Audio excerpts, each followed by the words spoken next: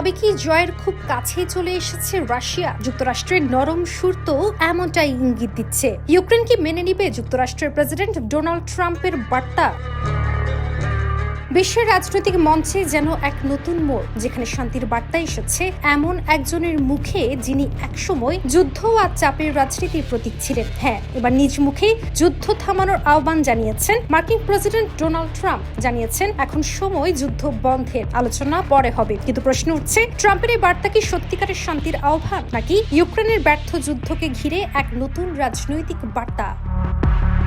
19 October ওয়াশিংটনে ফেরার পথে সাংবাদিকদের মুখোমুখি হন মার্কিন প্রেসিডেন্ট ট্রাম্প। সেখানেই তিনি জানান, কয়েকদিন আগে ইউক্রেনের প্রেসিডেন্ট ভলোদিমির জেলনস্কির সঙ্গে হয়েছে তার সৌহার্দ্যপূর্ণ বৈঠক। কিন্তু সেই বৈঠকের পর তিনি এক বিস্ময়কর পরামর্শ দেন, আর তা হলো ইউক্রেনের উচিত এখনকার যুদ্ধরেখাতেই থেমে যাওয়া। ট্রাম্প জানান, ডনবাস অঞ্চলের প্রায় 78% এলাকা এখন রাশিয়ার হাতে।